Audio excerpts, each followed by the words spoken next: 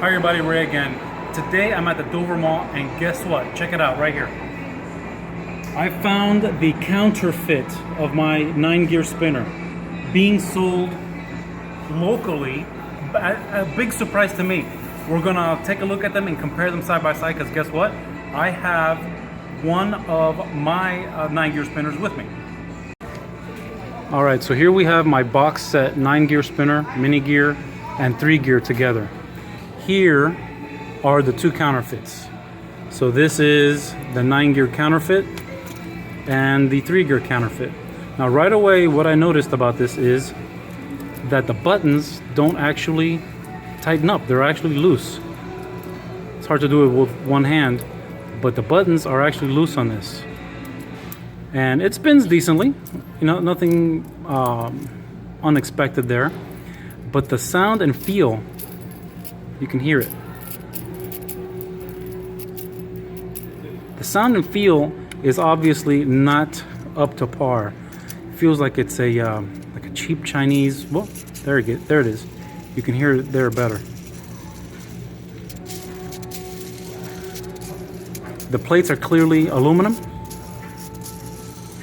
You can hear that sound. Let's compare that to mine, the original 9-gear. Let's look at them side by side. There you can see the difference between the original and the counterfeit. The counterfeit is much bigger. Not only that, but it's also thicker. You can see the thickness of the gears and the thickness of the plates. Quite a bit of difference. And of course they're using the screws to hold it together because they haven't figured out how to do the no screws in the corners. And also if you notice the gears themselves, my gears, the tips are nice and rounded. The edges are beveled, as you can see there. Let's look at these gears. The edges are square and sharp, and you can see that this is a mod type of gear. This is not a standard gear. This is called a mod gear. It's a or metric gear, but you can see that the edges are sharp as hell and the gears are not rounded. Again, take a look at this one, the original. Rounded tips on the gears and beveled edges, so you don't have those sharp edges. And of course, let's do the same sound test. There it is. What you're hearing are the gears hitting each other. There's that. Let's do this one again.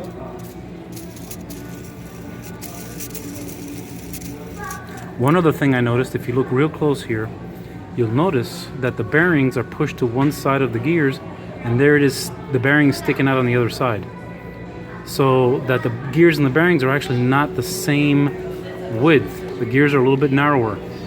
These are using 3/16 wide bearings. As you know, I use the 1/8 inch wide bearings, and if you look at it closely, you'll notice that the bearings and the gears are the same width, so they don't stick out any further. So I've already spun these in my hand, and they are clearly different.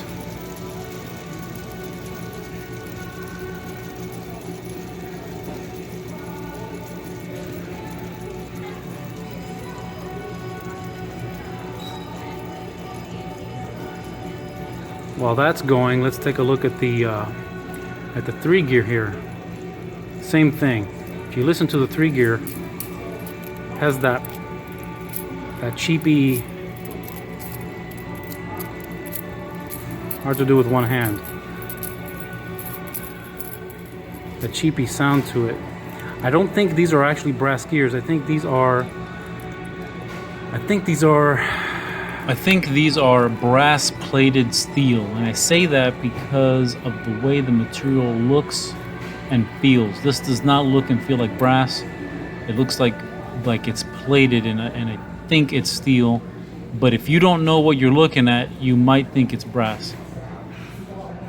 So spin wise, they are fairly close, as you can see here. About a second or so difference, and mine is just about to come to a stop. There it goes.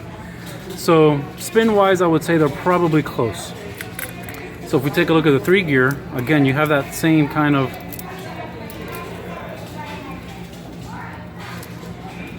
sound to it. Let's take a look at my 3 gear.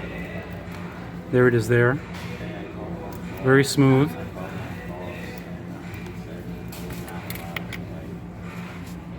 Alright, so you may have noticed that video ended quite abruptly. Well, the reason it ended up so abruptly is, I'll put a little snippet of it right here so you can hear what he said.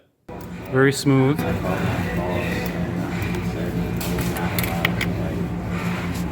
So that was in the background, and you can hear he said he wanted us to stop recording, so we obliged and we stopped recording. But not before I got 5 minutes of pretty good video. I really could have used another 5 minutes, but I'll make do with what I have. You got to see it there.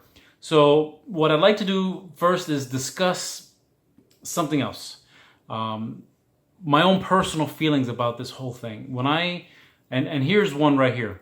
So here is one of the original 9 gears that I designed, innovated. And this particular one is going, I will tell you where this is going in just a minute, where this particular one is going, because the whole story is very, very interesting. So my own personal feelings. In one regard, I am a little bit flattered.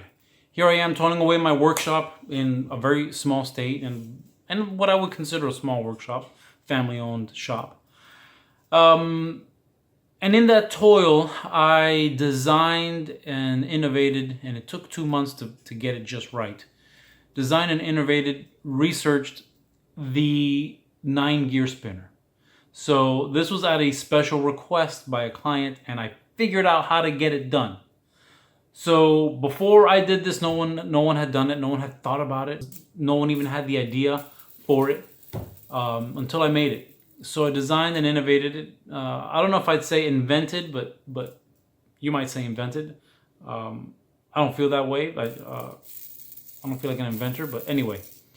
So I've made a lot of things, and this is the first time ever that any of it captured the imagination of anyone so much that the design had to be stolen, that they had to they were so obsessed that they had to steal the design. At no point in time did they ever contact me for a potential licensing deal. They weren't interested. They were only interested in theft. That's what they wanted to do. They wanted to steal. And make no mistake about it. It is theft of intellectual property, counterfeiting, piracy, however you want to refer to it. That is exactly what I think about it. So in one regard, I'm a little flattered that here I am in a very small place, and halfway around the world, people on the other side of the world thought that it was such a good design that they had to steal it. So I guess maybe I'm flattered because I'm not a big company, I'm just one guy. But I'm also pissed off. I'm pissed off about the whole thing because why steal it? Why would you steal anybody's idea? I don't steal anyone's idea. I don't go out there try to figure out how to steal somebody's ideas because I have my own. I have my own ideas and I come up with my own things. And for me, it's more interesting and exciting to come up with my own ideas. But for some reason in China, they lack that ability. They cannot come up with their own ideas. They cannot produce products on their own. And I think they're not even interested. I think that they're only interested in stealing. And that might be just as simple as that. They are not interested in doing any of the hard work except stealing. Somebody else did the hard work. Let's steal it. Let's steal, let's steal, let's steal. That is not to say that everyone in China falls into that category, because it is not true. No, not all people there fall that way. But China has an enormous problem with counterfeiting. It's not a secret. The containers that arrive from China are full of counterfeits. It is a humongous problem. Some of it is seized in customs, but not all of it. Some of it gets through. And so we have a humongous counterfeit problem. And now, yes, even some guy in a little state, in a little workshop, also victimized by counterfeiting. So I'm not. I want to say that I'm kind of over it, but really I'm not over it. I just don't know why they gotta steal. Why they gotta steal from me? I'm not, I'm not Rolex. I'm not Gucci. I'm not Armani. I'm not any of these big companies. I'm just some guy with a little company, little shop, and they felt that they had to steal. Like they had no choice but to steal. Why not take that time and come up with your own ideas? Figure it out on your own instead of stealing it from someone else. So that's how I feel about it. But getting back to the differences between the original and the counterfeit, I'm going to put up a screenshot here because I couldn't get better video of the two side by side. So you can see that the original, the openings between the gears are much more exaggerated, much more elaborate, much more delicate and interesting, much more refined, and much more designed. And the reason is because I spent a lot of time figuring out how to do that. That and the machine that I cut those openings with is a very expensive machine to run. And it allows me the opportunity and the possibility of getting much more finer details. If you look at the counterfeit, those details are kind of blob. They're very unrefined. They pushed the limits of their tooling and their machining as best they could because they were trying to do it as inexpensively as possible. And that's the result. If you look at the semicircular areas, you can see there by the arrow, the original has much more pronounced semicircular area. I call those windows. Those windows are there so you can view the gears themselves. On the counterfeit, they have much smaller, less refined, less designed, I would say, openings. And again, that is a limitation of the machinery and the methods by which they chose to cut the plates. Now, yes, the way I do it is much, much more expensive. It is more expensive. That's just how it is. But it's the way I designed it to be cut in the nature of design for the refinement that this piece has. It was a choice that made it so beautiful. It's what made it get people's attention and unfortunately the attention of counterfeiters. So you can say I'm a victim of my own success in that regard. Also, if you look at these in profile, and I'll put a picture of that here, you will notice that the counterfeit is much thicker. The plates, the gears, all of it is much thicker. In fact, the whole thing is bigger, even in diameter. And I'll put a little bit of that spin video again right here, so you can see what they look like spinning. And it is obviously clear that the counterfeit is much bigger. You might ask, well, why is the counterfeit so much bigger than the original? The reason is they had no idea. They didn't sit with it for weeks to design it. They just took a picture and they said, well, it looks like it's kind of this size.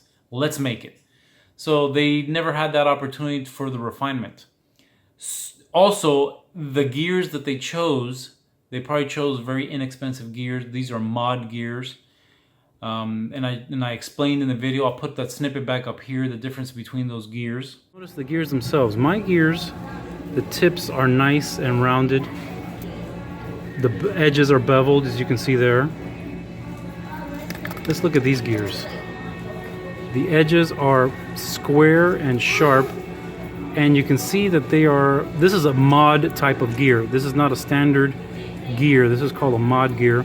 It's a or metric gear, but you can see that the edges are sharp as hell, and the gears are not rounded. Again, take a look at this one, the original. Rounded tips on the gears and beveled edges, so you don't have those sharp edges. So you can see that my gears are much more diminutive, I would say. They're much more delicate. The design of the gear geometry is different on the gears I used than the gears that they use. They use mod gears. So they cut every corner they could possibly cut to make it as cheap as possible. You couple that with slave labor, basically people working for $5 a day, which nobody in the United States will do. So there it is, right there. You've seen it many times over. I'm going to put links to the videos for the 9 gear of the gears, everything related to this I'll put into the description of this video, so you can go and find the 9 gear related videos. And I've made a few, and I'll put all the other gear videos as well, and you'll see it in the cards in the upper right. So before I forget, I want to tell you where this is going, and I don't know if you can see that. Let's see. Yeah, there you go. So you see that? That's 999. That's a specially requested serial number. So where this is going, it's a very interesting story. So this particular 9 gear is going to China. Yes, this 9 gear, an authentic real gear spinner 9 gear, is headed to China. And here's what's very interesting about the whole thing. There are now more original 9 gears in China than in the United States, because the counterfeiting has triggered a very interesting response. There are those people in China who are only interested in authentic, genuine things. When they saw the counterfeit being produced in China, they did not want it. They did not, the Chinese people who are interested, the market that this is for, those people did not want the Chinese counterfeit. The same counterfeit that people are going gaga over here in the United States, the very people in whose country it's manufactured don't want it. They want the authentic thing. So I've made probably almost 30 of these. It's very close to 30. It's not exactly 30. I would say it's 25, 26, 27, 28, 29. I've made, this is number 29 of these 9 gear spinners. 11 are in North America. Yes. So that actually includes one that went to Canada. So 11 of these are in North America. Isn't that a thing? That the majority are in China. And those only came as a response of the release of the counterfeits. So I leave you with this question. Why would people that have the access to a very inexpensive counterfeit manufactured in their country, where they don't have to pay duty taxes? Oh, and by the way, if you are interested in how disproportionate the trade between the US and China is, I'm going to give you a little bit more information. Whenever they buy one of these very expensive, authentic, real gear, 9 gear spinners, and it's several $100s. I don't want to say the price because it's not important. Several $100s. They pay a 100% duty tax in China. So not only do they insist on buying the authentic real deal, they're actually paying twice what it's worth because of the duty taxes. Now, why would they do that? Why do you think that the people in China, that market, is not interested in the Chinese counterfeit, Chinese knockoff? Something to think about, because here in the United States, the knockoffs are flying off the shelf. So I find it personally interesting, maybe it's vindication, that the very people where the counterfeit is produced do not want the counterfeit. It is comical, it's humorous, and you know what? It's a little bit of justice. I think that's the best way to describe it. It's justice, that they are willing not only to pay and these are expensive. I'm going to admit they're expensive. They're willing to pay for that. They're also willing to pay the 100% duty. And this is not a joke. I am dead serious. They pay a 100% duty tax. It is outrageous, which makes it virtually impossible for any American manufacturer, innovator, or company to even think about trade with China. It is so disproportionate that it is unbelievable. Why this is happening, I don't know. Why it hasn't been corrected, I don't know. Forget all of the other issues with China. The fact that trade is imbalanced because of the duties, it's outrageous. But I thought that this video was worth bringing up, worth mentioning. It was worth doing because I'm shocked that this counterfeiting arrived at my back door right here, the next town over. Very, very shocked that it would travel full circle from here to China and back again. And now these counterfeits are affecting me in my own backyard. Big surprise, shocked. But thank you all for watching. Please don't forget to like, comment, share, and subscribe. And look forward to the next video, which I'm hoping will be on my boat build. I want to get back on the boat and put it together. Thanks for watching.